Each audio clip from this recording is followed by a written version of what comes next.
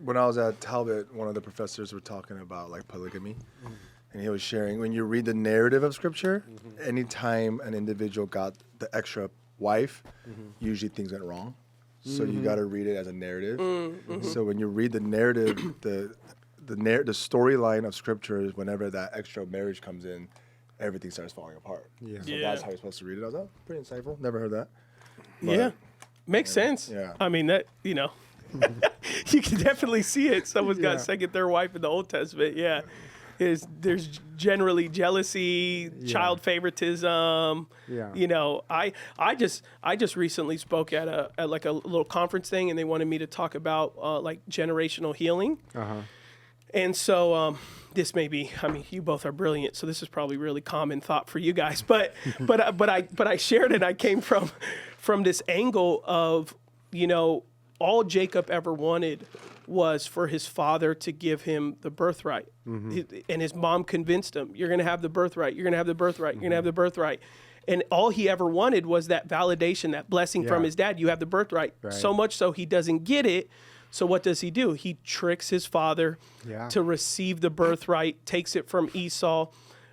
But basically then he goes and he has his 11th son being Joseph. And what does he do with Joseph at a young age? He starts validating he's the chosen one. Right. So he starts leading from his pain. Yeah. I'm going to give you what I never had. I always wanted my dad to recognize that I'm the favorite son. He never did. So therefore, I'm going to give you this beautiful coat. Therefore, I'm going to elevate you. You get to hang with me while the brothers are out working. So you get special attention with dad. What does it result in? His brothers throwing him in slavery. Right. If his dad just never said, I'm going to right my dad's wrongs, and he did it in such an unhealthy way. Yeah. You're my favorite son, and I'm going to let the world know it. Well, then what happens? The whole family crumbles, which then leads him, you know, slavery, Potiphar's house, prison, because his dad chooses him at a young age and says, you're going to be my favorite one.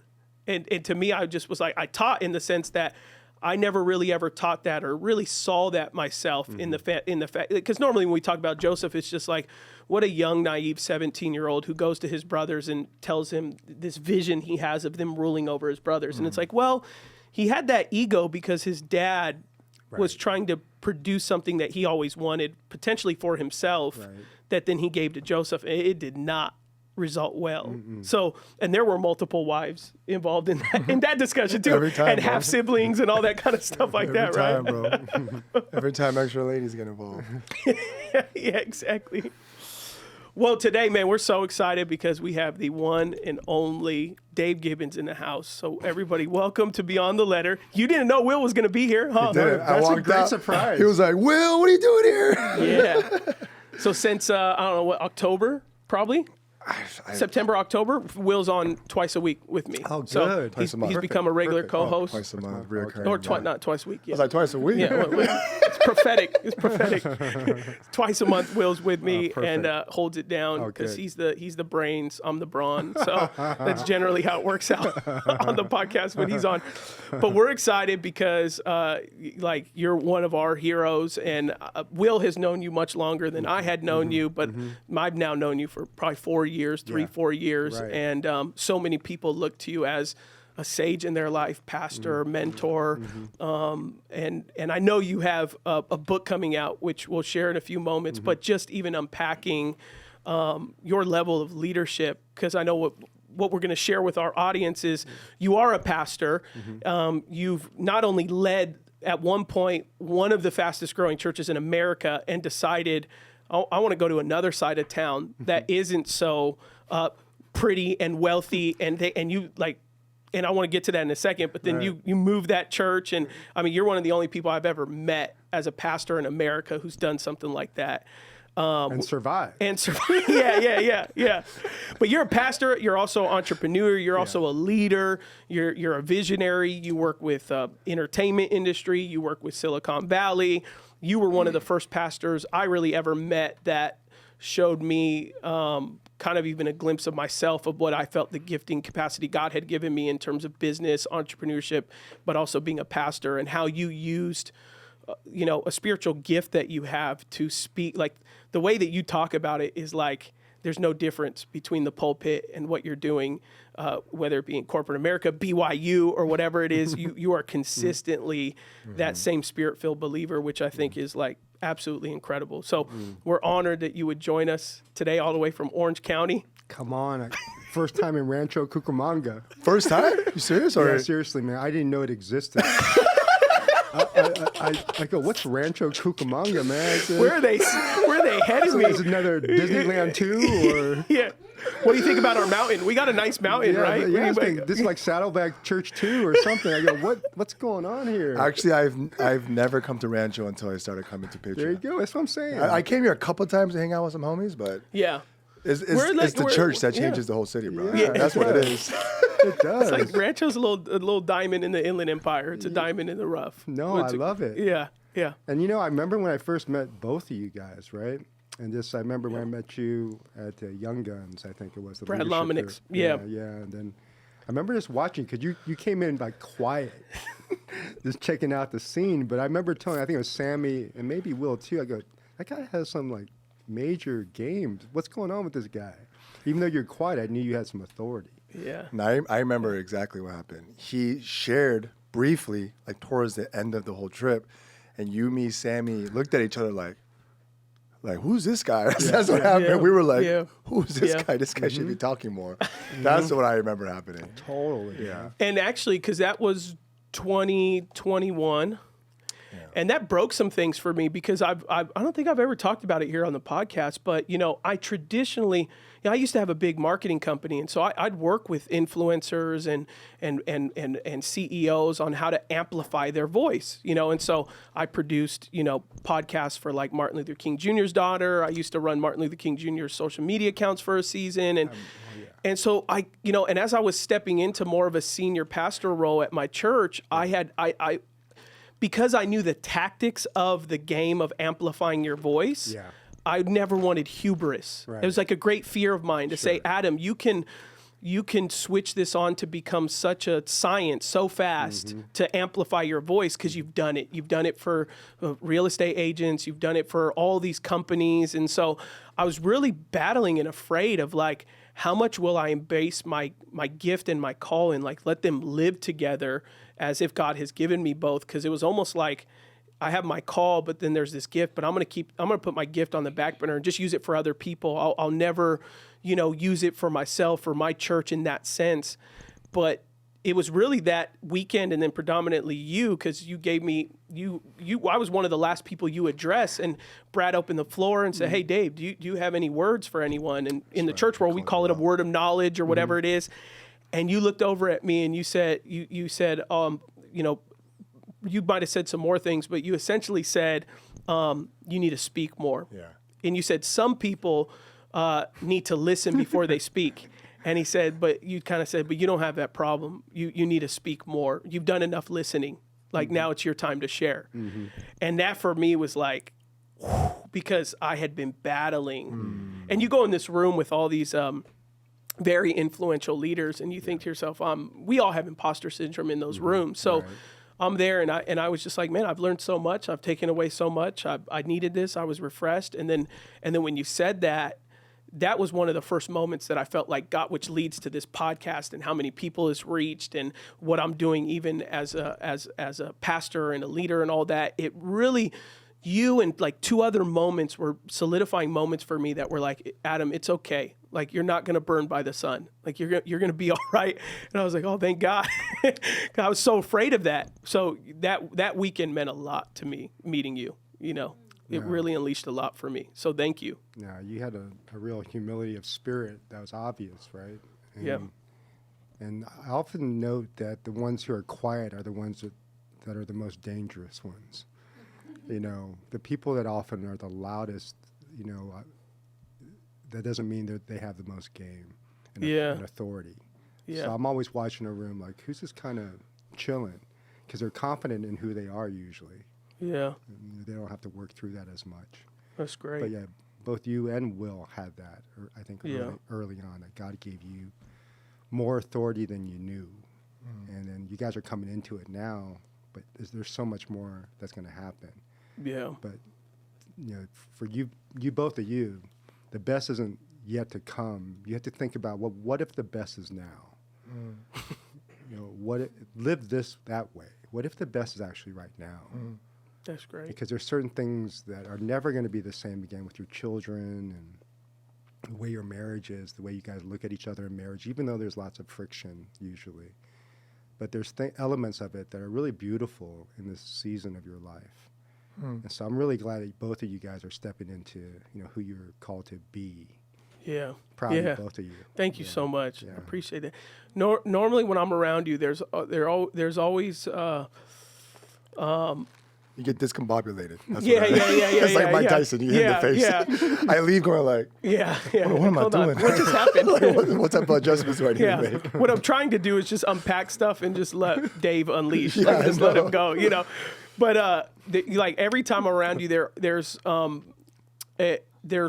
always some type of massive burden that you have for the time, you know, and sometimes it consists for you for years. Sometimes it's a 6-month burden or whatever. Like, is there a burden right now that you've been processing maybe for the past 6 months, or what you feel like just there's kind of maybe just been a weight on you, whether you're addressing it in the church or you feel like it's a personal, but whenever I leave from you, there's always like this sense of like, it feels like you bring a soberness to an idea or a soberness to a conversation that should be had. Are you feeling anything like that right now? Totally. Yeah. You know, let me preface it by saying I have a ton of hope for everybody and for the church, for the world.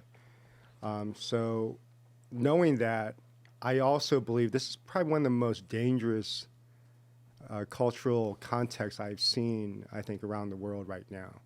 I think America's on the verge of a potential civil war. You know, there's a book, I think, called The Fourth Turning, and the turnings are generational turns. There's every 20 years, there's a shift of culture context. And it's proven true historically in America, especially. Yeah. And it's like first turns around like order, usually, and institutionalism, and how that's really strong. And the second phase tends to be around questioning that, you know, whether institutions are really it. But it's just like a moderate questioning. Yeah. The third turns, they said the third turning is when it starts to unravel. And there's more deeper questioning, and people saying, I'm not sure this is it at all. But they said the fourth turn is when it turns almost into anarchy and chaos, and everything gets deconstructed. And so we're right, I think, in that fourth turning where you're seeing a lot of institutionalism really fall apart. Things that we felt sacred are not so anymore. When I was in Salt Lake City last week, I met this guy named Ryan, Burgi or something. He wrote the book Nuns. Okay. Something like New York Times, all these major news media people have. He's like the next level beyond Barna, I guess, at this point, because Barna tends to be more evangelically cultured.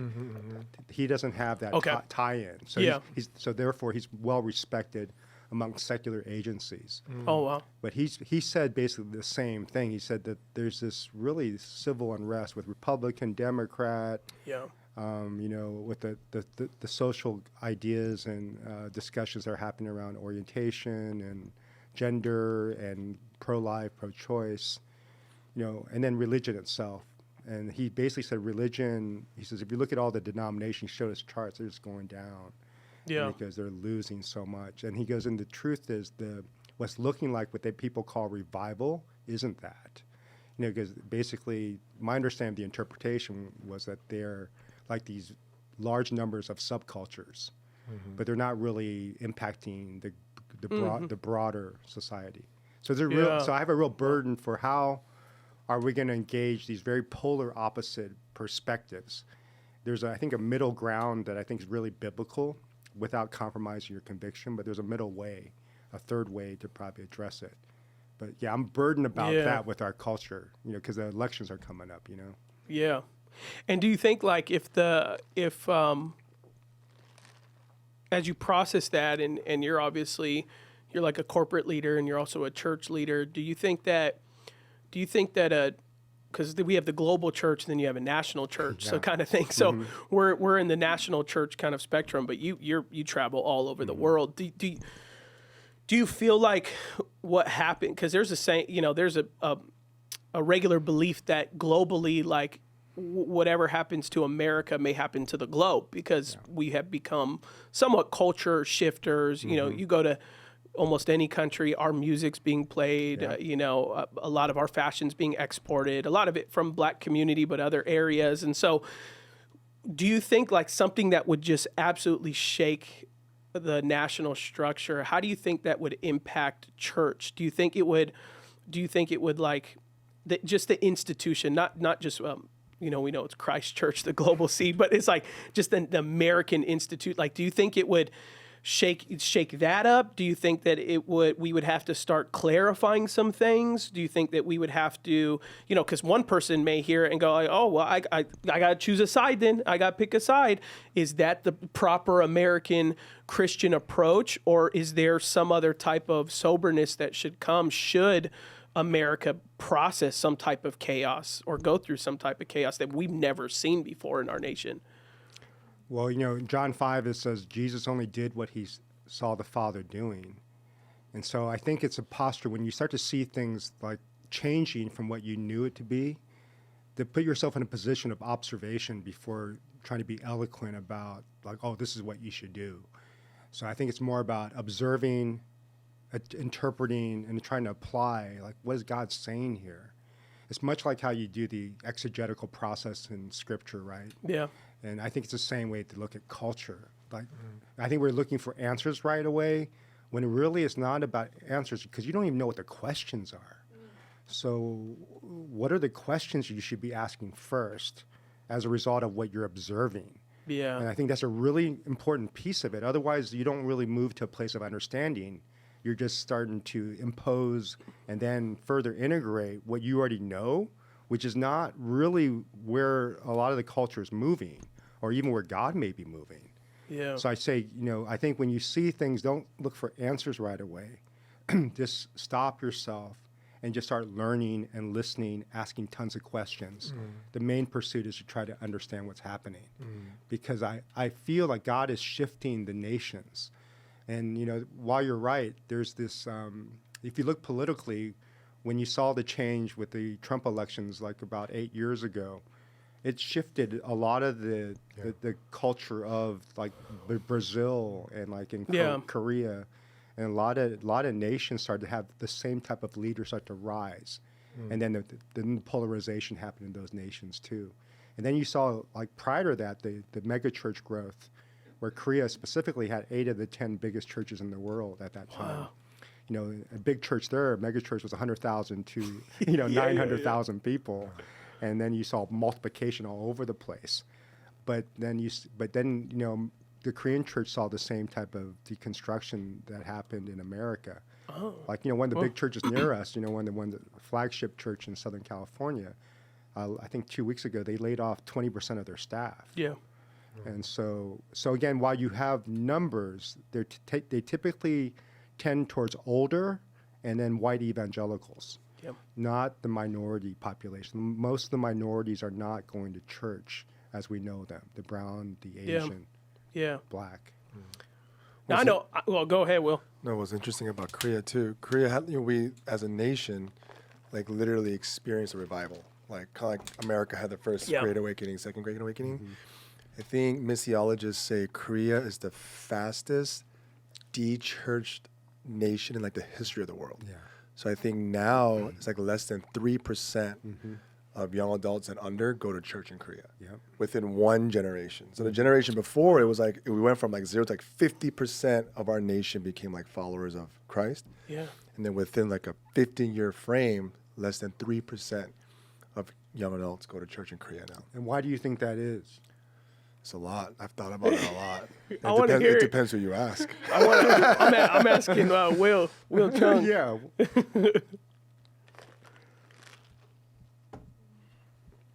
think it's the same reason as America. Why Gen Z and millennials left the church. I think hypocrisy of leadership. I think there's a lot of false theology of prosperity gospel that reached the Korean church. I think corruption. I also think cultural Christianity hit Korea so hard because America was like Korea's older brother, or America saved our country from the Korean War. And as a result, we've adopted all the Western capitalism, Christianity, and a lot of that was like, just like when you're on the mission field, if you have money or food, people will come to your church. And they might not have accepted your faith, but they may have received your resources. Received it, and as a result, they've culturally decided to follow through. But I think Korea in the beginning, we were the first, I think, kids on World Vision, and the first nation to then become a nation that supports our GDP.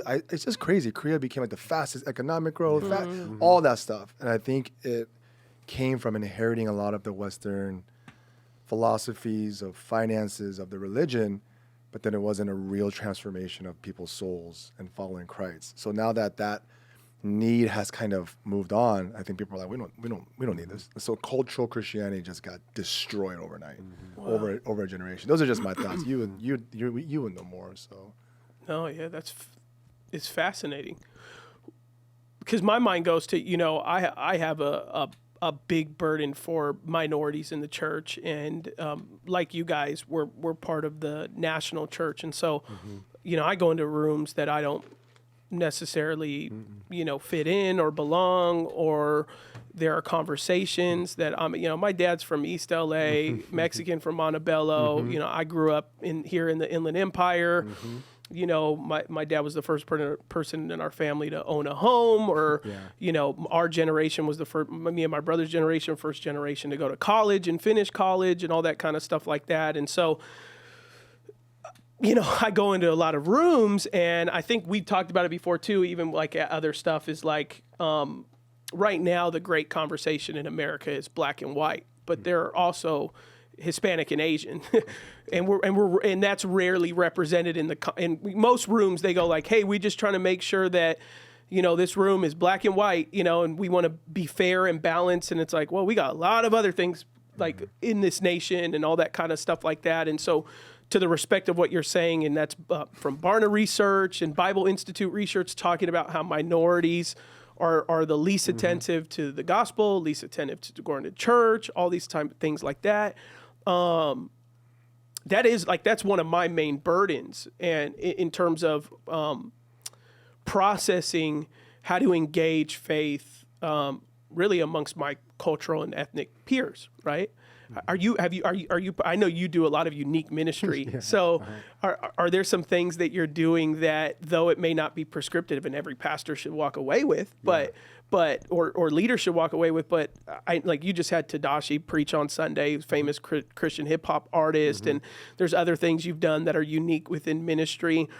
Are you seeing, and I can speak to our case with our church too, because our church is minority as well, but from your case, like, because I know we're not okay with any particular groups not receiving a relationship with Christ. So how are you processing by the Spirit of God, like, hey, this is how we have to have the gospel come to life with these type of individuals who are clearly not, the church has not done a good job at reaching them. Yeah. To me, it's the Jesus way, right? It says the word became flesh. And so you had this abstract God who was known through primarily text and then through individual experiences, but it wasn't scaling in some regard. And then some people weren't buying in. God knew that Jesus had to be felt and experienced. And so in the same way, you think about the process he came as a child without even being able to talk, so he couldn't speak words. Yeah. And then he's in the most innocent state. And then this is the stage he stayed in. And for 30 years, he basically was what they call like the more silent phase and the learning phase, and then the 3.5 years of ministry. So I tell leaders, if you really want to learn again how to come to the answers of how to engage this generation, which may not be religious, but they're super spiritual. I have so much hope for this generation. I think it's one of the greatest generations ever to have come because they're so thirsty for something different than what they've experienced, which is honestly true. Like some of the junk that's evolved out of the church as we know it is really sad to me. It doesn't reflect the heart of Christ. Yeah. And so to me, if you look at the Jesus way, to me, he went and learned. He literally was being tutored. Imagine God, the Son of God, putting himself under that position to be tutored when he has the mind of the universe and understands how he made this guy's brain. And so he's being tutored. And so I said, how much time do you actually put yourself in a position to be tutored? Where you don't place yourself in a position of that authority that you have to again give the answer. So I tell people, you know, if you really want to understand it and figure it out, go spend time with people that you think need to maybe know God, but go there not to preach to them or change them, but to understand who they are. And then what would it take to really love them so they feel it's authentic? Yeah. And so if you really go with that ambition and put aside your forms and the programs you think that you got to hit every week, what it does, it releases you to a surrendering place where you can then really absorb the shift that you need to make. But typically, most people don't do that. You carry into the programs, the way to do things, into these engagements. And so while you may even listen, at the end of the day, you go back to default because this is what I know, and this is what pays the bills, and this is what gives me significance. But if you're willing to surrender the significance, what pays the bills, what gives me the reputation amongst my subculture to really love the bigger marketplace, the public square, you go in as a student and just learn and love, watch out how many friends you'll start making. And then watch how your ministry will change. Your forms will come out of the relationships that you built. If you don't know the people, then why are you creating forms for them that really they have no connection to? Yeah. And so you know, because I'm really like this, you know, that's the whole Saul's armor thing to me. It's like, you know, it didn't fit David. But for Saul, that was awesome. It was the best technology of the day, but it's too cumbersome for David. You know, because that doesn't fit me. And he had something that was crude, seemed primitive. And he seemed really like ridiculously like ignorant of what military warfare looked like. Are you kidding me? But the thing is, he had this deep connection with God, and then he just knew the lay of the land. He had experience on the fields, and he's seen it. And he brought his relationship with God into an authentic place. And I don't think most people are there because there's such a drive for influence, significance, to be well known amongst my peers. All these are natural gravitational pulls because we're human. You know, we want to be known. But the truth is, if you really want to care for the world, it's a very different context where they know you're bringing that. If you're trying to be the influencer, they know you're bringing that. And it's awkward and doesn't feel true. And so they know whether you're in it for them, really, to try to love them, or just really, at the end of the day, for you again, to build your little thing. And so that's why there has to be congruency, like when you're on a Sunday pulpit, and if you worked in the marketplace, your message has to be the same. I mean, you got to be able to be honest on both, because you're going to know anybody's watching this. And so are you going to talk this way when everybody's cheering you on? Would you really say that if the guy you work with next to is listening to you right now? That's good. I love that aspect too of processing that thought of it's so easy to be bold behind a camera or on a platform where no one else can talk back, or you can hit a mute button on social media, but it's a completely different ball game when someone's looking at you face to face and you don't know how they're going to respond. They could punch you, they could cuss at you, they could walk away. You know, you don't know what's going to happen, and so you tend to choose your approach and your words more wisely.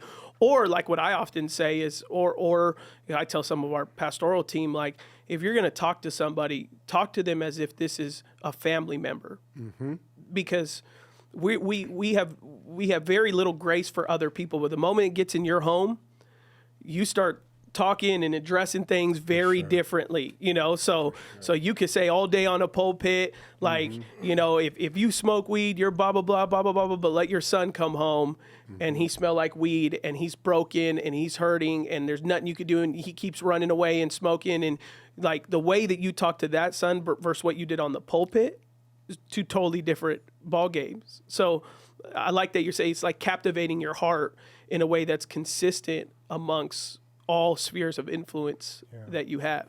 That's huge. I also feel like one thing that I've observed you from, and I've always like was so inspired and admire the most about you is like I feel like the supreme ethic that you move through is like love, right? And it's because God is love. I feel like a lot of evangelical pastors and Christians, our supreme ethic is truth. And oftentimes the truth is because my perspective is they're actually insecure. And as they attach to truth or this dogma, they could safeguard themselves from feeling insecure or from being wrong or for being not as good as they actually truly are. And when you choose to love people, it's vulnerable. You're choosing to allow yourself to be wrong. You're allowing yourself to be like, maybe I don't know the answer, but that's the only way you could, in my opinion, truly love somebody and truly win somebody over. And the church, I think that's why millennials and Gen Z have such a hard time with plastic, ads, marketing, because now we know this is all just a scheme to convert us, to just get us to be a part of your thing. Yeah. But when I would be around you, you were such a, when I first met Dave, you leave like, what is going on right now? It's like, what is he saying? What does he mean? And then you start feeling, and this is what I realized when I first hung out with you a few times, Dave, I would leave feeling anxious because I realized you were exposing my idolatry. Yeah. Because I realized I start getting nervous when people are touching the things I hold dear. That I'm holding behind. It reminded me of my first preaching class in seminary. My professor was saying everything preachers do wrong. And I was like, he's talking about me. Yeah. And I started feeling anxious because I felt like I was being exposed.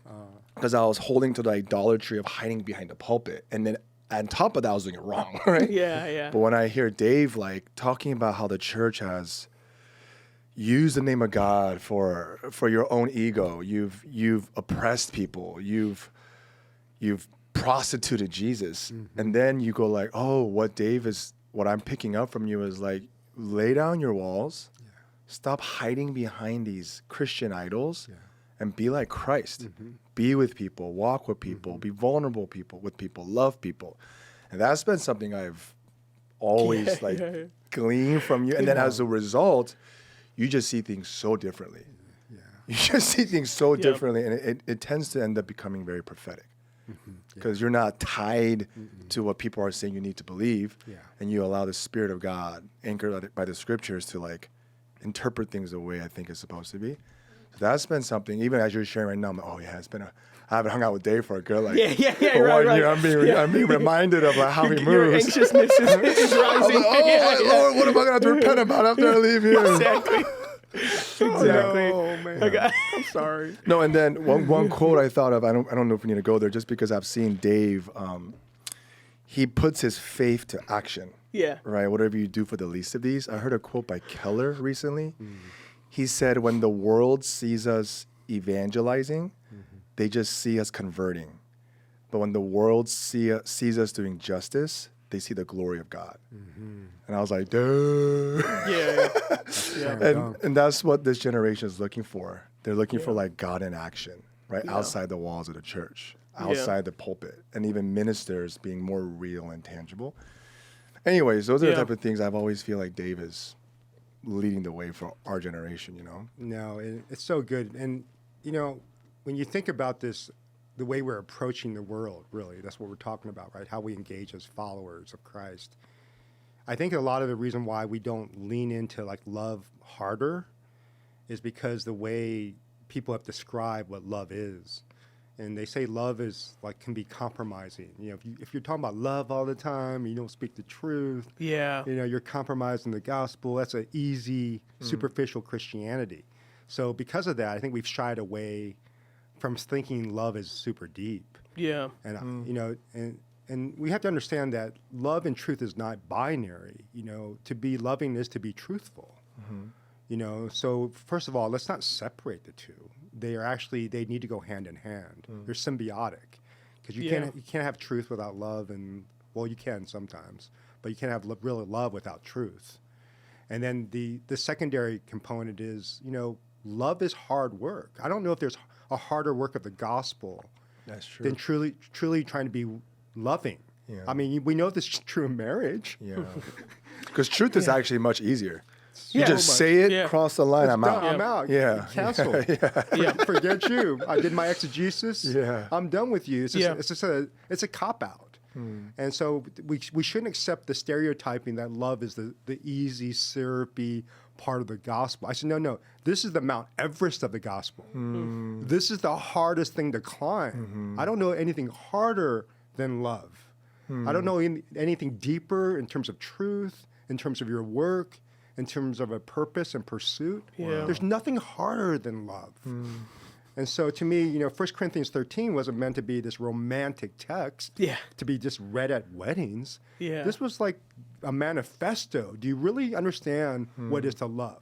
Yeah. You can have preaching, you can have supernatural tongue, because there's so much about that focus, the supernatural, the bigness of it all. Because no, it's hard work. It's long. I like how my mentor used to say, it's long suffering.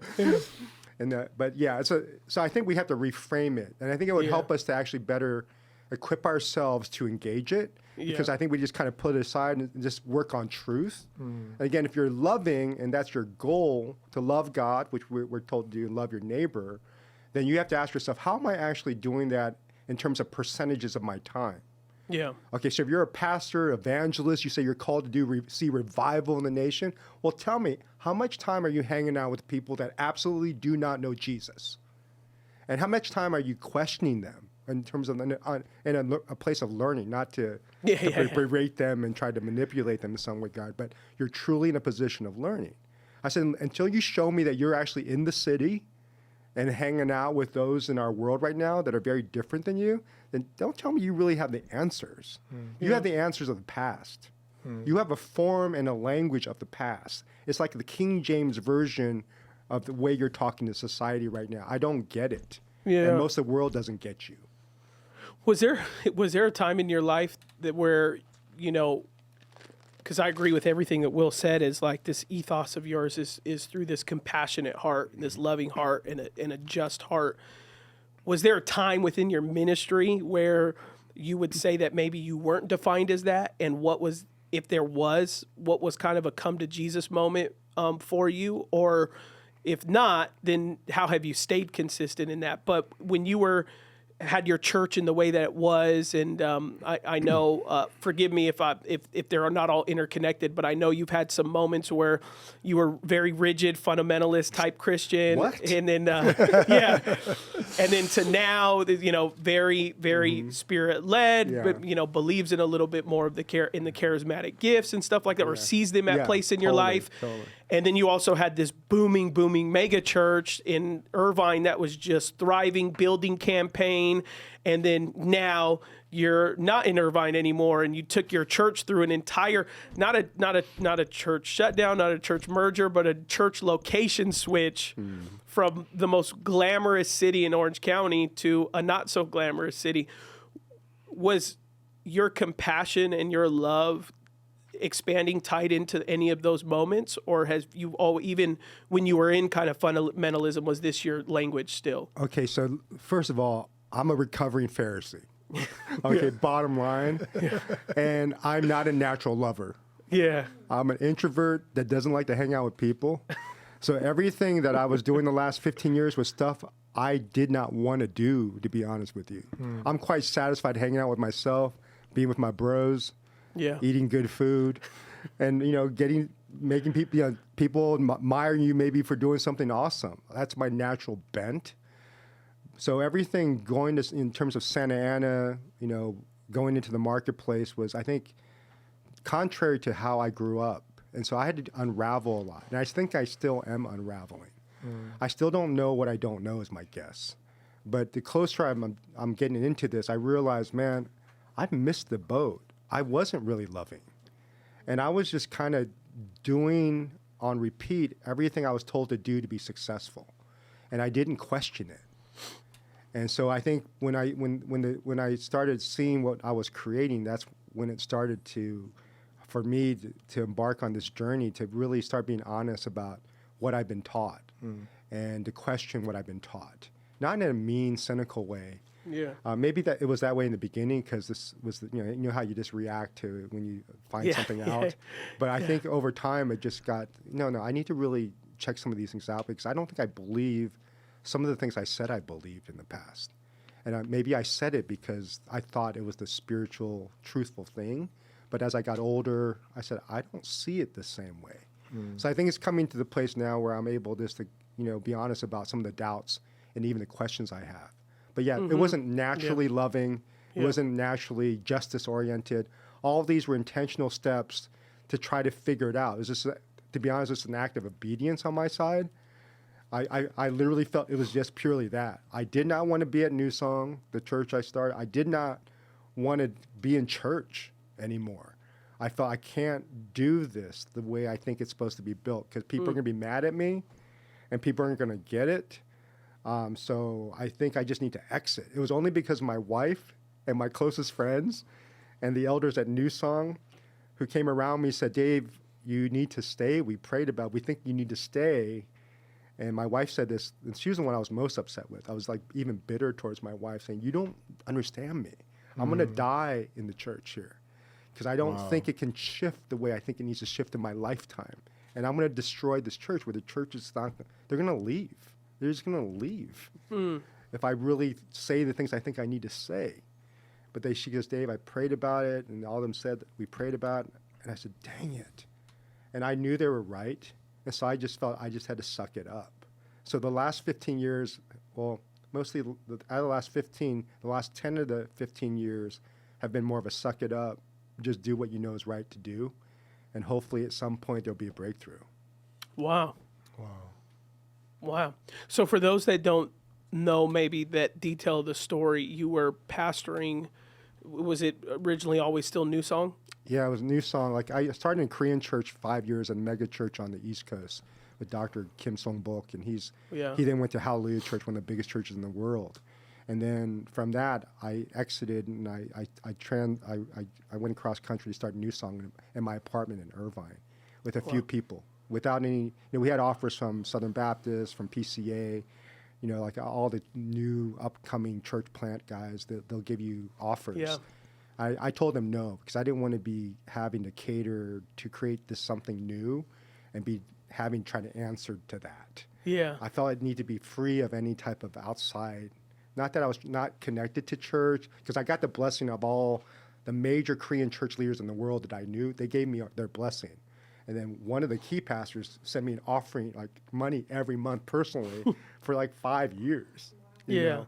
Because he said, you're our missional church plant. And this was like 30 years ago. This guy was so visionary. Wow. I need to tap into those Korean churches. I didn't get a penny from one of them.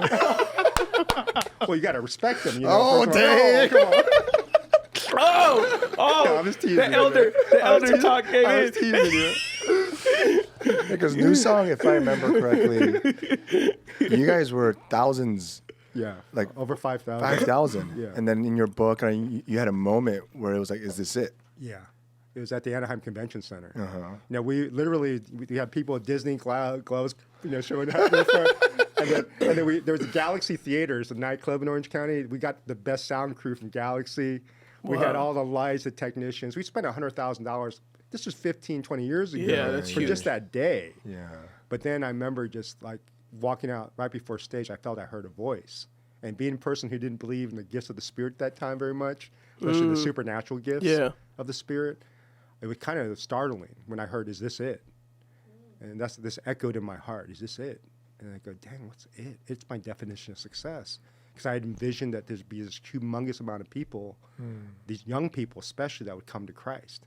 And even that day, we had a ton of like what we'd see as revival type characteristics. And it was packed out. And then I think we were one of the first global multi-site churches. We were in Paris, Mexico City. This is, 20 years ago. And, Seoul, Thailand, everywhere. And then suddenly, though, I started questioning everything.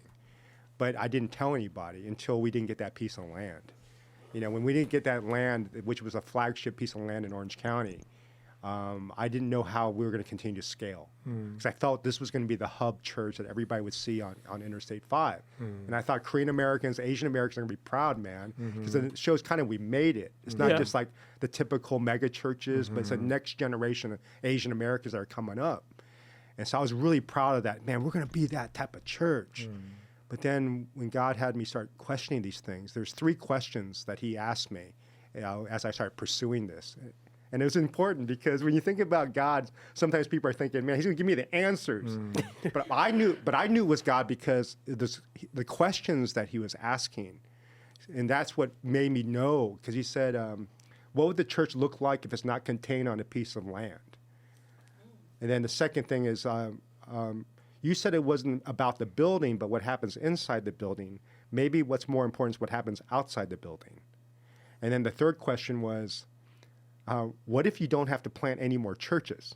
What if the church is already there? And I had no idea what he's talking about, because at this time, even today, if you talk to any denominational leader or you go to any of the church planting conferences, they'll tell you that the number one way to evangelize the world is through church planting. So we put a huge percentage of our effort in church planting. But I didn't know what God was saying, that it's not church planting as we know it. And then it took me a while to figure out, dude, this is like existing networks. This is existing organizations. We've been so focused on replication of hardware with its programs and the buildings and the land. We have no idea that that actually holds us down, so it can't be fully released. What if it's actually like an operating system, and there's apps that are given to each individual leader according to their context, that you're going to use these apps because you're in that setting and you're doing this thing. Then that thing is fluid. No walls can hold it back, and you're not going to be hunkered down because of the expenses of the property that you're using for 4 hours on a Sunday. Yeah. So these questions, it startled me. But again, I didn't have the answers. So I just started exploring. I just started going all over the world, the Dunamis guys, in Brazil.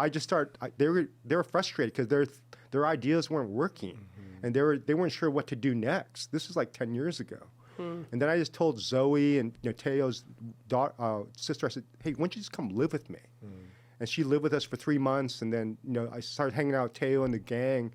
I said, we just need to, I just need to learn from you guys. And they were trying to learn from me. But I said, there's something going on. And we got to be ready to write a new code. So let's start experimenting. Because I know God's going to reach a ton of people. But it's probably not going to be any good unless we can equip them.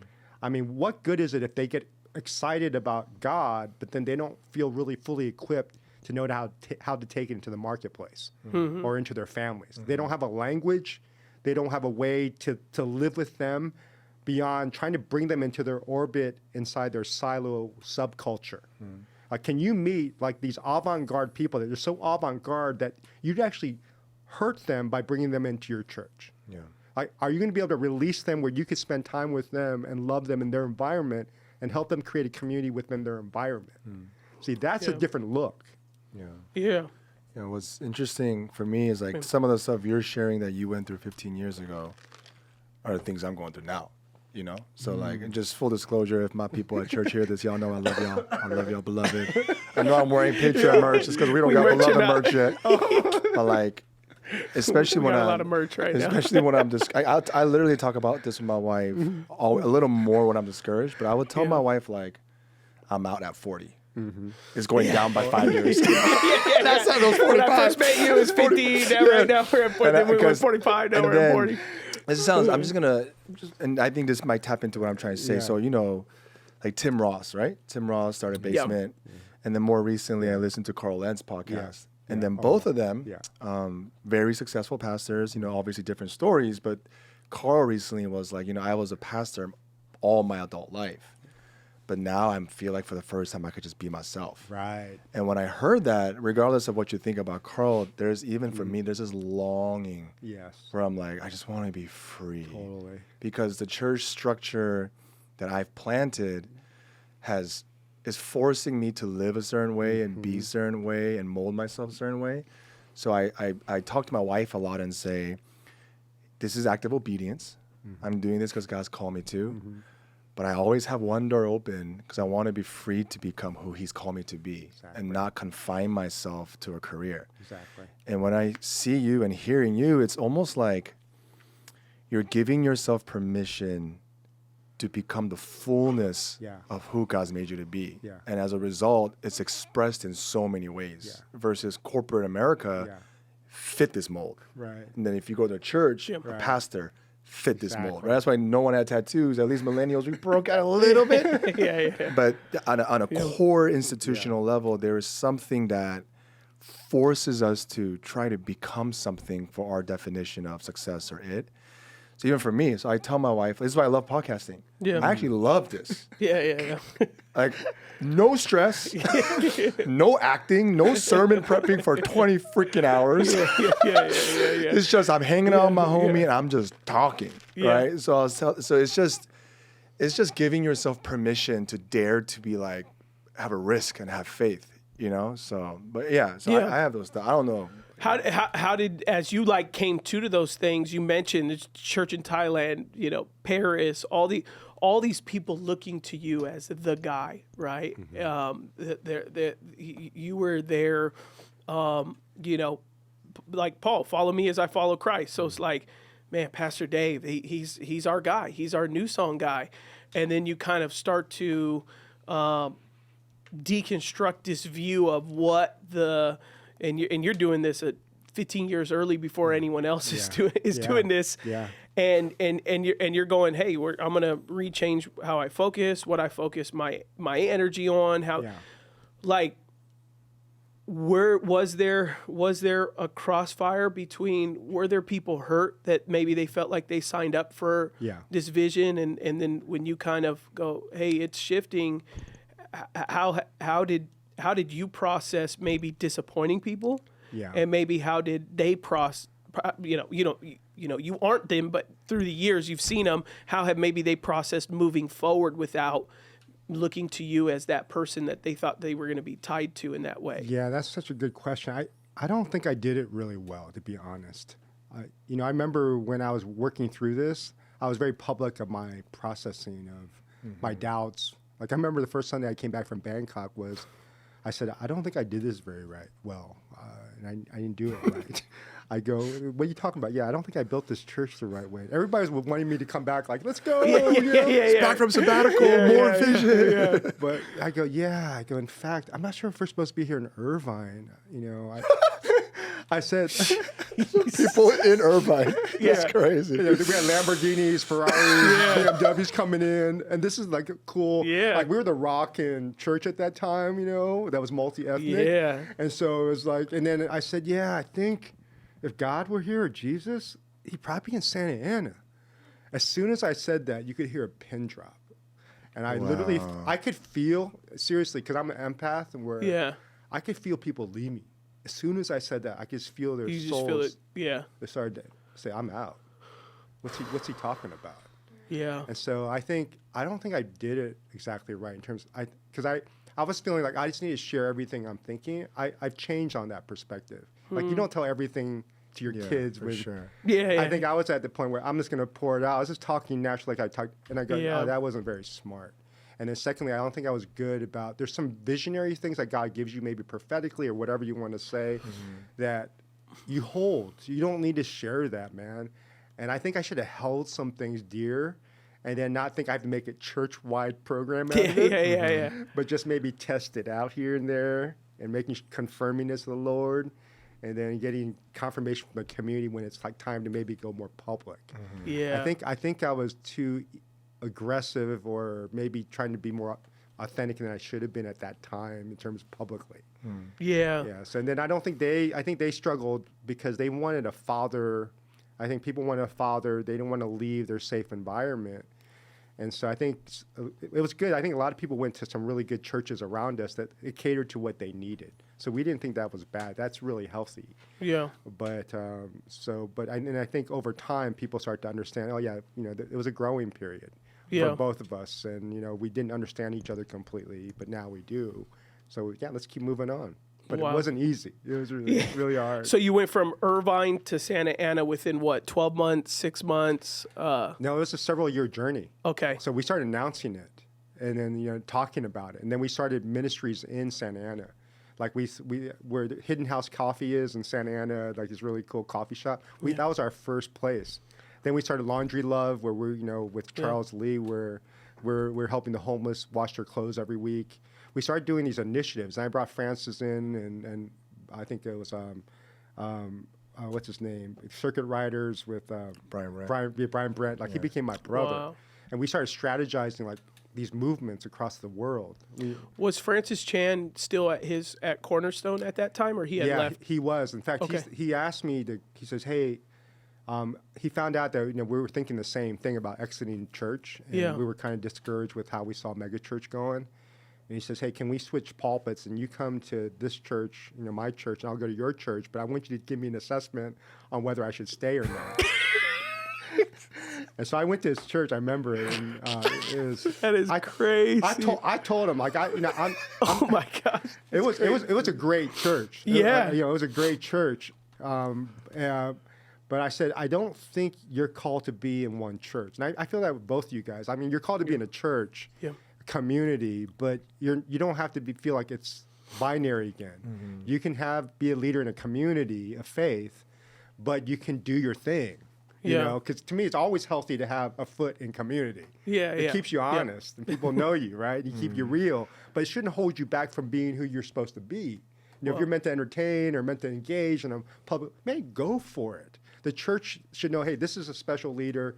This is their thing. So they have to figure out a way to adjust to that, and then do you want to adjust to this? So to me, I felt with my buddy, I said, hey, dude, I think you're called to go global. I think you have a great teaching gift, and everybody loves hearing you communicate. Yeah. And so then I said, why don't you come with your family to Bangkok? And then his family came to Bangkok, and then they went to India. And it was a really key moment, I think, where we were riding on these mopeds and going through Bangkok. It was crazy, no helmets, and the kids were behind us and stuff. We were having so much fun. But that liberation, being in a city where you had 13 or 12 million people, Buddhism, all these religions of the world, a million internationals, crazy traffic and smoke and everything, it was really freeing. Yeah. Because, especially when you come from an environment where you're always cautious and you're trying to be cool, or you're trying to say the right word just perfectly to attract the crowd, suddenly you realize, man, this is so much bigger than me. And man, I'm really like a little fish. And if I think I'm a big fish, it's a subculture, man. Just be honest. You're in the subculture where you're big. But you're not engaged in the marketplace. But I think it took a while for me to process some of that stuff, and then some of the people that were struggling with what I was thinking. Wow. So, number one, we have you to thank partly for what happened with Francis Chan. No. That's on him. Yeah. Because I was I was a very on fire fundamental Christian back then, and so I got saved in 2007. And I got immediately discipled through John MacArthur CDs. So, I'm going to church on Sunday with my charismatic dad, and then on Monday I'm in a closet hiding John MacArthur study Bible. And so Francis Chan had become somewhat of a hero, and then I ended up going to Masters University, where Francis had went to. But then we all hear. Everyone hears the famous story of the first and last time Francis had ever taught at the seminary, which was he came in clanging cymbals and read 1 Corinthians 13 to everyone. And he walked the entire chapel clanging the cymbals. No idea. I didn't know he did that. You were there? No. You heard before. That's like a true prophet, it like happened- Isaiah just showing up manifesting. Yeah, It happened about a year or two before I got there, but it was close enough that students had been there, because my brother went to the seminary, that he had friends that were in the room. Oh, yeah. And basically they were doing, they have a collection of hymns, so they're singing hymns. Francis either excuses himself or something like that, and so they go to introduce him, and they're like, Francis, Jesus, yeah. where are you or whatever? And then he just comes in the seminary chapel and he circles it like 3 times and he That just is clings symbol crazy. and he just takes symbol. He just ding. I didn't know ding. that story. Maybe by then it's a wise tale by now. You have a relationship with him. Next time you see him, ask him about it. Why'd you tell me this? But that's been told for me now. I went there in 2010, so that had been told since 2010. That's what he did, and all he did was read 1 Corinthians 13, prayed, closed, and That's so shut down the Francis, though, man. chapel. If you have no love, you are nothing but clanging No. cymbals. He reads it, he walks away. He tells it like it is, man. He didn't hold back. Yeah.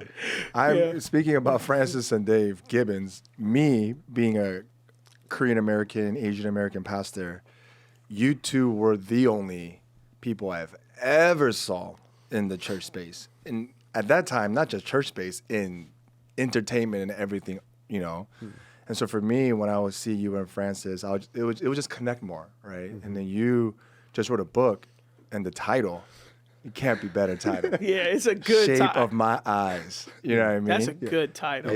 Thank you. And I think, every generation has a pioneer. And for me, I think more so than anyone else, you're a pioneer, right? And anytime I'm in any Christian evangelical leadership room, Dave and I are the only Asian in there. Maybe a few more now. Yeah. A few more now because things have changed. But Yeah. every time I'm like, oh, they see the list. I'm like, me and Dave, we hit the quota. Yep. I made it there, But Yep. what was your driving? What was the inspiration? What is this book about? Yeah, I think it's really for those who are searching for home. And it's about my journey to finding home because I felt lost and in America, and I think it wasn't in the beginning, where I was a child filled with great wonder. I roamed the fields of Maryland and I would jump into swamps with animals and I thought I was free. I thought I was in Narnia. But then when I moved to Arizona and then people started commenting on my eyes, they started calling me Chinaman, chink, kink, or slant eyes, whatever. And then they started saying the same things to my mom in front of me. Suddenly, as a 4th grader, I go, dang, it's all about my eyes. No one sees more than my eyes, and that defines me. And so I realized it was the shape of my eyes that mattered to people. And so then suddenly, I think my world moved from wonder to just this really intensive obsession about myself. How do I put myself out there and prove to people that I'm normal or that I can do better than them? And so that was my whole pursuit, where after wonder, I got lost into the American mainstream, trying to prove myself. And then you enter into the Christendom. And that's when my parents, when we moved to Arizona, we got involved with a fast-growing mega church that was a fundamentalist church. They said they're independent, militant, fundamentalist Baptists. Wow. Sheesh. Yeah, you have to throw all the adjectives in there. Yep. Yeah. Militant? Was in there? They would add that because they were fighting inerrancy at that time. Yeah. I see. Because they were saying liberals were coming. It was a war. It's not inspired. Yeah. So there was big, and then it was also the woman stuff, right? Then there was so they were concerned about sexism, and then pro-life, and so they were really like fighting. They called themselves the fighting fundamentalists. And so I talk about just going through to me, what I think is probably some of the seeds of what we know today as Christian nationalism, and I was in the center of that environment. In fact, the landmark case in America that happened when I went to college was at Bob Jones University. And I write about this in the book, that they had a no interracial dating policy. Yeah. That's crazy. I know. And this was what year? 80s. And they had said That's that crazy. so I was supposed wild. at that time I thought I was half white and half Korean, and they said I couldn't date a white person because of how I looked, but my brother who looked more white, he could date whoever, and so I'm thinking something's not right about this. But they called me into the office and they said you can't date Caucasian anymore, you can only date Asian. And Wait, this happened to you? Wait, you went to Bob Jones? I did. You didn't know that? No. Dude, no, I know you went to DTS. I told you I'm a fundamentalist, man. I didn't He's know as that. fundamental as it gets. He went from there to I knew you were at DTS. Dallas Theological, And but that's I didn't know. fundamental, too. Exactly. That's the one I was like, oh yeah, fundamental. I didn't know Bob Oh, Jones. dude, that's my roots. Oh, That's because my like when roots. you were at Masters, if you ever complained about anything, they'd say, "Thank God we're not Bob Jones, so go sit down." You know, that would always be the response. Like, No, dude, at least we're not Bob Jones. I was a leader in the Preacher Boys. And Oh, my ministerial gosh. class. I was a leader in the among student body. So I was like there, man. I was in the center of You that were Saul. orbit, man. I was in there. Yeah. Yeah, No dude. way. So that's why to me it's like suddenly I was just thrust. I go, what the heck? It's my whole world started caving in. I thought, you're accepted, you're loved, and then suddenly you hear this. Also, they didn't really love me. They don't really see me.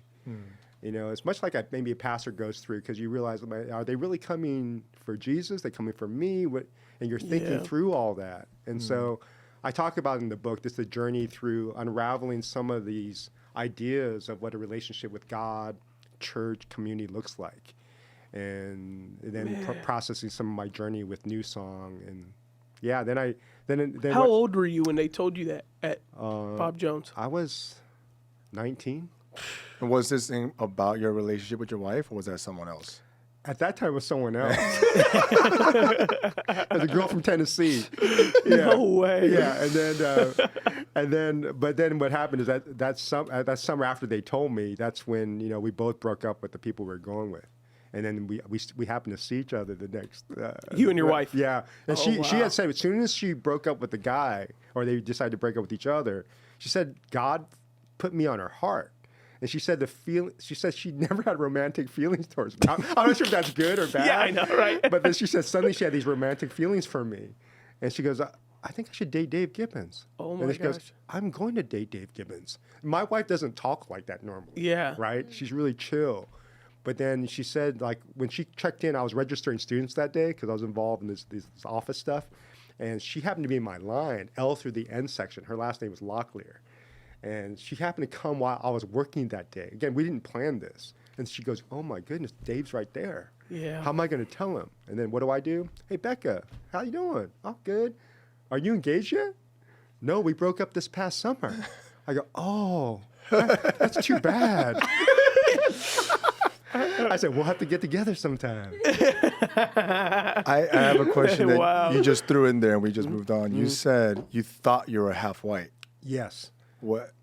You have to read the book for that. Oh, The Shape of My Eyes by Dave Gibbons. Like, he knows what Because he's your doing. father's white, right? My father's white. Yes. So Got it. Okay. But there's you- nuance to that. Yeah. There's for nuance to that. So yeah, I found out some things, and then it was so that was part of the journey too. So I discovered some things through some tests I did, and then journeys. I went to Korea multiple times. It's crazy. And we found out some information. I thought, and then I didn't write about this one story in the book, but I had an uncle that's in prison, and I found out more information.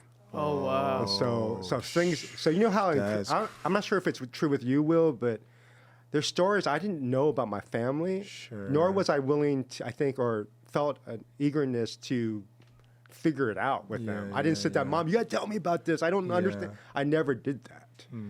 And so I think there was things I knew were kind of off, or these black holes. Yeah. These pictures that were half cut, or stories not told, or something that's just kind of weird. But I never pursued it. And I don't know why. Maybe because I was afraid to find out the truth. Sure. It'd be too painful. Sure. But I think, this journey has been, I went, so as all these things like church, my identity was being questioned, like all the pillars and the idols maybe that I had of what the church looks like and Christianity, they started to come apart. I said, dude, who am I anyways? And then why am I in this? And who do I really support? So I just started asking a ton of questions. And I think that's been my journey, is trying to figure that out. And then I think the book journeys through not only that, but then people that are really hard to love. Yeah. So, Wow. So coming out of That's crazy. Bob Jones, I would love to know your aspect on this. Bob Jones, Dallas Theological, planning your church, fundamentalism. yeah. What happened with me when I came out of the Reformed Church, when I was at MacArthur's church in school, was like the next 5 years out of it was horrendous for me, because I felt all my peers who I had relationships with, they felt like it was their responsibility to either get me back or make it clear that I need to be punished, And even to the point, like, John MacArthur does this thing called Ask John, and on a Sunday night you can go up to the mic, and so there's multiple people over the years going up and talking about me, or my church or whatever it may be, and then MacArthur just goes, he's aware of who I am and stuff, so just goes off on what I'm not doing. And these are heroes. These are either peers, good friends we used to laugh with and be at lunch with or whatever, or a hero of yours that you've read all of his books or whatever. And then all of a sudden, what it feels like is your public enemy number one. And that hurts. So, I tell people all the time, my first 5 years coming out of, and even though I can appreciate the Reformed Church now and stuff like that, but coming out of it, I tell people all the time, my best friend was the block button on Facebook because I just couldn't take it anymore.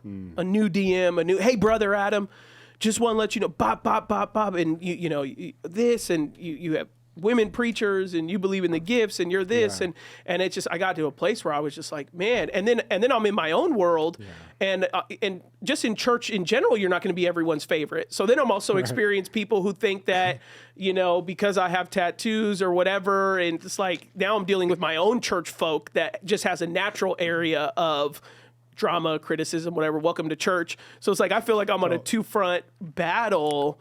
Like, did you have any of those experience when you got to a place with New Song or at an area in your life where relationships started to just, ones that you thought were maybe built off of other things, people just start breaking them with you? And like, did you process any, was there anger there, hurt there, if you had any of it? Did you go, I know probably since you were in college, it had been many years since the New Song stuff, but did you experience any of that relational hurt as you have progressed, with your ethos and stuff like that? Yeah, absolutely. Okay. Yeah. Yep. It wasn't so much anger as like unbelief. Like I didn't realize that. It's like I couldn't believe it. It's like it shocked me. Because you think about Jesus, this is normal responses of Christ. Even if there's a disagreement, and you don't agree, you expect like a spirit of love somehow. And I remember the main pastor that we grew up with, great guy in terms of leading a mega church and building something from nothing. He wrote me a letter and said, "You will become an avowed new evangelical," meaning liberal to them. And he says, "You will curse the cause of fundamentalism someday." And then he wrote, "I'm sorry that I taught you the things I did." And that just like hit me, because this was like the guy that everybody admired next to Jesus. And oh my goodness. That's crazy. And then I got a letter from Bob Jones, the Alumni Association, saying because of my beliefs and the way I'm heading, that they're going to kick me out of the Alumni Association. Yeah, off the list. Yeah, I'm off the list, so you get excommunicated that way. Yeah. And then I had friends that, most of my friends, they still, I think, respected me and we could hang out, but you could tell there was like deep, grave concern that I was becoming like a heretic almost. Yeah. And so it wasn't, I don't think it hurt. It was just like, oh, and it just took me time to process, but I felt sad for them, I think, because I felt like, it's like when you see something that no one else saw, but it's true. Yeah. And so it's not that you're feeling bad for them because they don't believe. It's just they hadn't seen it yet. Yeah. So I felt this, I felt sad for people. Yeah. But I felt like my job wasn't try to argue and try to prove anything with anybody. I felt that my role was just build what you think you're supposed to build. Just quietly do it.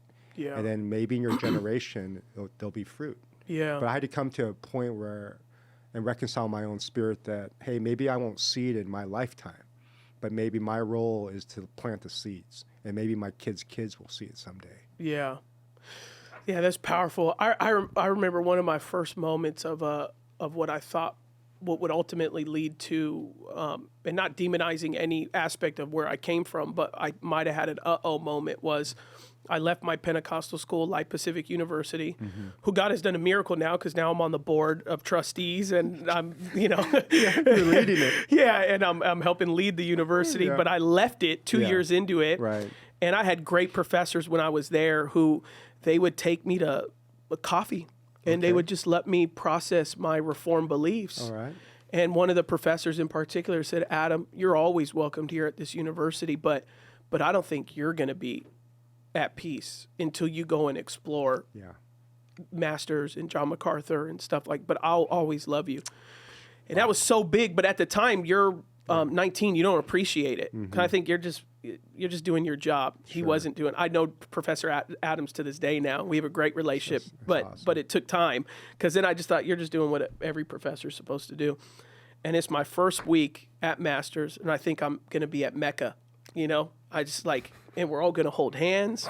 We're all gonna sing Kumbaya. Oh, man. And we're all gonna sing hymns. We're all gonna read the Bible in Hebrew and Greek, and it's just like, there's not gonna be no drama, no issues, because I'm here. I made it. And it's the first week, and I meet someone. They invite me to come hang out at his dorm, and one of his roommates is in there. And his roommate is profusely crying. He's like broken. And so I sit next to him, like, hey, man, are you okay? Introduce myself. And he's like, yeah, I'm okay. And I'm like, what's going on? He was a senior, because I transferred in there as a junior, so I'm there with like the upperclassmen. He's a senior, and he said, and in those circles, everybody gets married young, 20, 21, 22. Oh, yeah. So he's like 21 years old. He's a senior. And he was like, I proposed to my girlfriend, and I've been with her for 4 years since freshman year. And she said, yeah, but then she called me back and had to say no, because her dad said no. What? And I go, why did her dad say no? He said, because he found out that I'm a pre-trib believer and their family's a post-tribulation believer. Oh, no. And I looked at him and I was like, excuse me, what?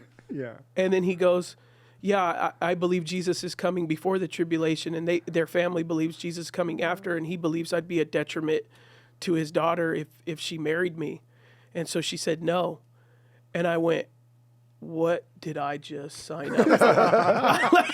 I was just like, and there was more division in that circle than I had seen in any other circle, because some believe that you can have kids ministry, some believe you can't, I couldn't believe how even within it, and I thought, oh no, I think I might have missed the mark on this. And I spent 2 years in it, almost 3 years in it, because I still loved the education. The professors were great, but the school culture and the way that we applied our faith was like, to me, it wasn't healthy, and it wasn't creating a healthy Adam, because I love fundamentalism. Like, I love rigor. I love being right. Right.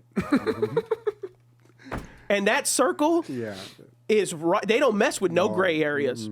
Everything is black and white, and I loved it. It was like a drug. Having an answer for everything was like, it was an insatiable drug that I could not get enough of.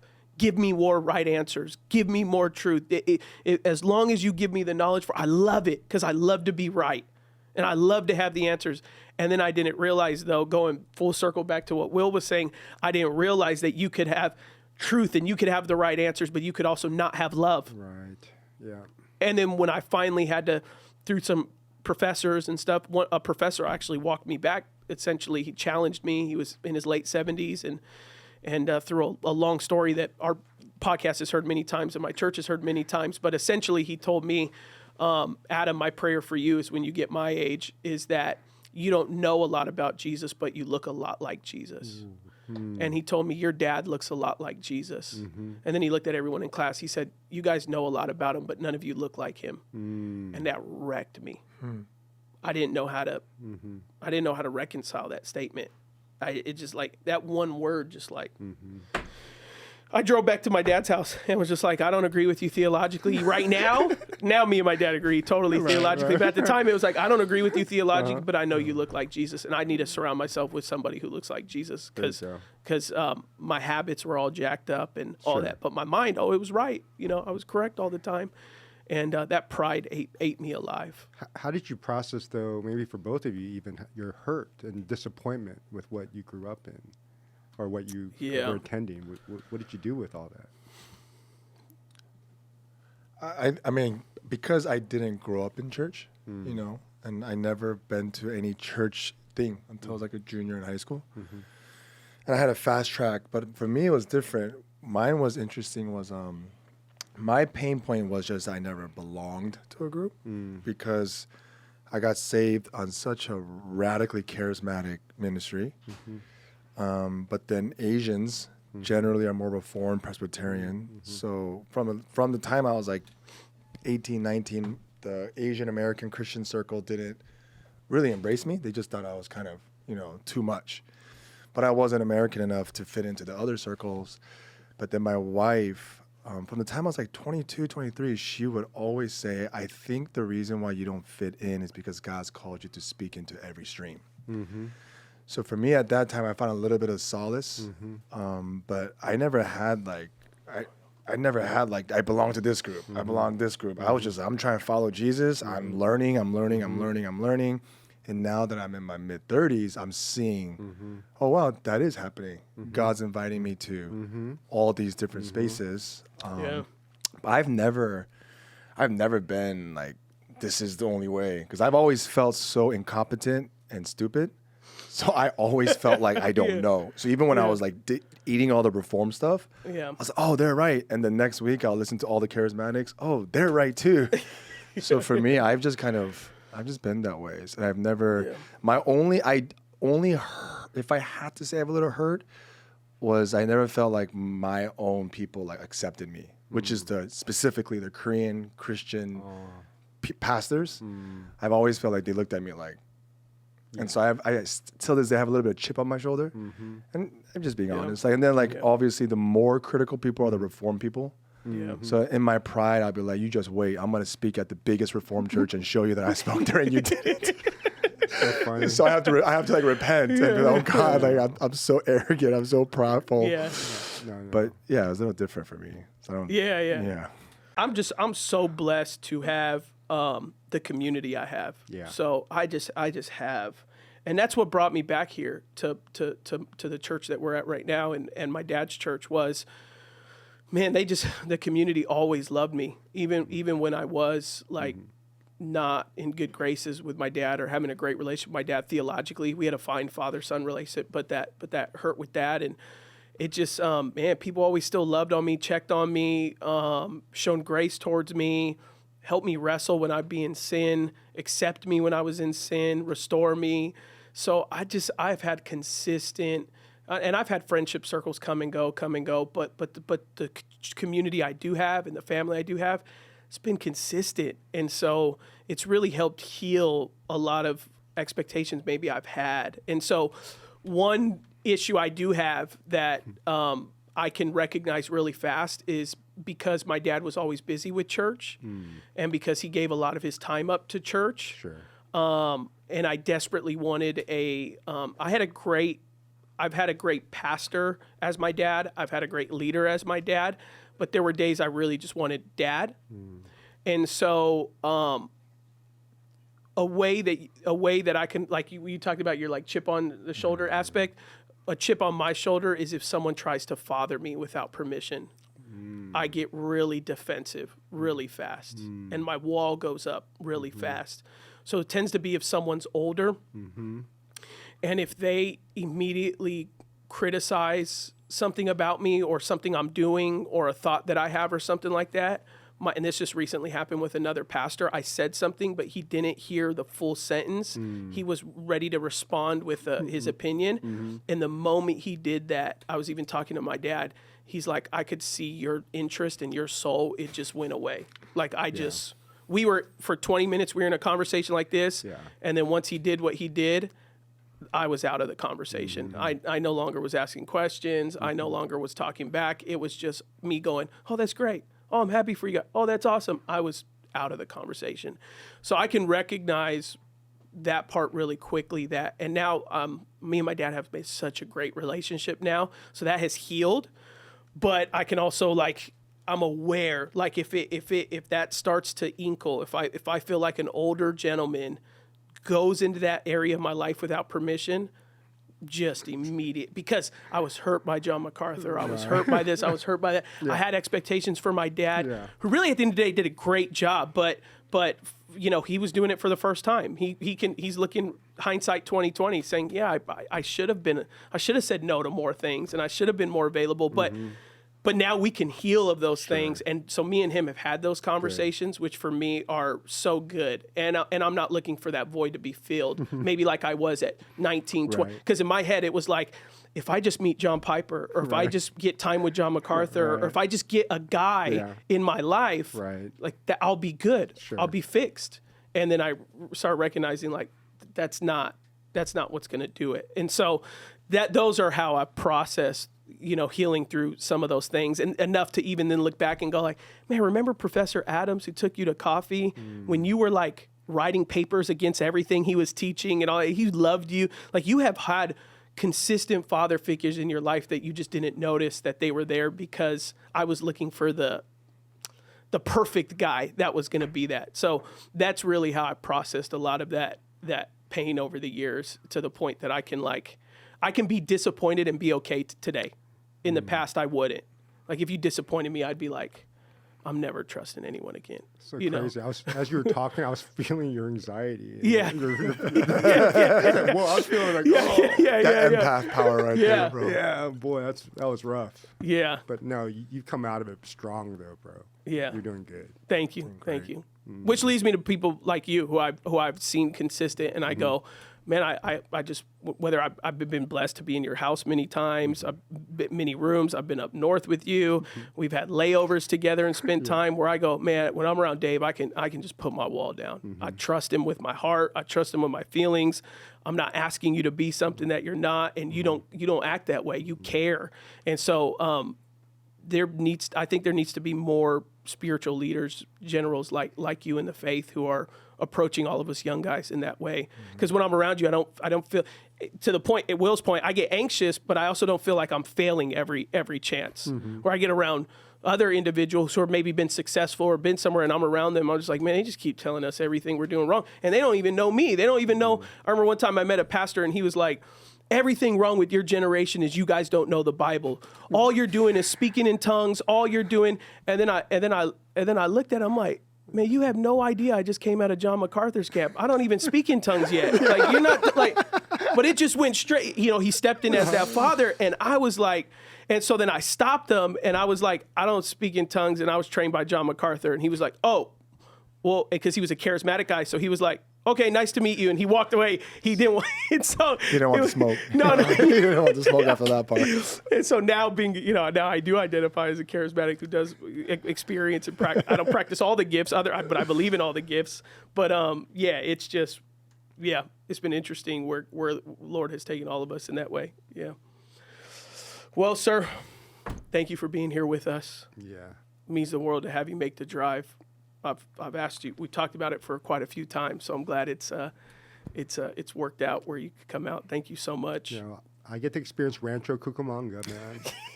Yeah. Not everybody can do that on any given day. You want to know what Rancho Cucamonga is famous for? What? Two things. You know the movie Friday with Ice Cube? No, but No? Oh, you don't? You don't know? What? I'm not that hip, man. Okay. You would know. You know with Chris Tucker and Ice Cube, they Debo, they knock him out. It's a famous black movie. Cat Williams, Pinky, his debut. Okay. Well, it was like one of Ice Cube's when coming out of NWA. It was one of his first movies he ever did. Gotcha. And it was called Friday. Gotcha. And it was all about like Compton and stuff like that. Right. So the second movie, he's getting into gang trouble, so his mom and dad kick him out to go live with his aunt and uncle in Rancho Cucamonga. Okay, gotcha. So the way that they perceive Rancho is not what Rancho is, right. but most people have either heard it from Friday, next Friday, or they've heard it from, there's a Comedy Central show called Coworkers or Workplace or something like that. It's like a famous comedy show of guys that are coworkers, and they live in Rancho Cucamonga, but it's always misrepresented. So it's not, now you're here. And so what I tell most people who've seen it, one of those two shows, is like, it's nothing like what those shows exhibited, but I'm glad you made it out here now. But there was a prophetic word coming here, though. Was it? Because there's the word haven. Mm-hmm. Oh, yeah. And I think that's the vision of the church, Wow. to me, is whether it's the church or whether it's you as a family, are you a haven? Are you a safe refuge for people where they can harbor and stay a while? Yeah. Will they be resourced and refreshed by you or grow? Or will they kind of go, man, this is not a place that I would want to ever stay? Yeah. So, but the haven is the vision, I think, for who the church is supposed to become. That's beautiful. Man. Thank you so much, Dave. everybody, I encourage you, The Shape of My Eyes. But when this airs, it's going to be out. So people can go get it right now. Right away. I'm going to pick that. Man, I want to know the story now. So now I've got to go read it. You just said it Did and you just bring moved any on. copies with you today or no? No, of course not, man. Oh, man. These are secrets, man. It comes out the right time. Dang. All right, everybody, go get it. It's on everywhere, right? Amazon, it's got all all that the kind of stuff like bookstores, that. yeah, yeah. Okay, go snatch it up. We'll put it all in the show notes, everything like that, so Sweet, everybody sweet. can go grab the link and get it today. Grab a couple copies for people. I'm excited to read it. Thank you so much for being here. Thanks for having Appreciate me, you. guys. Loved it. Love it and love you. Thank Love you too. Peace. Bye.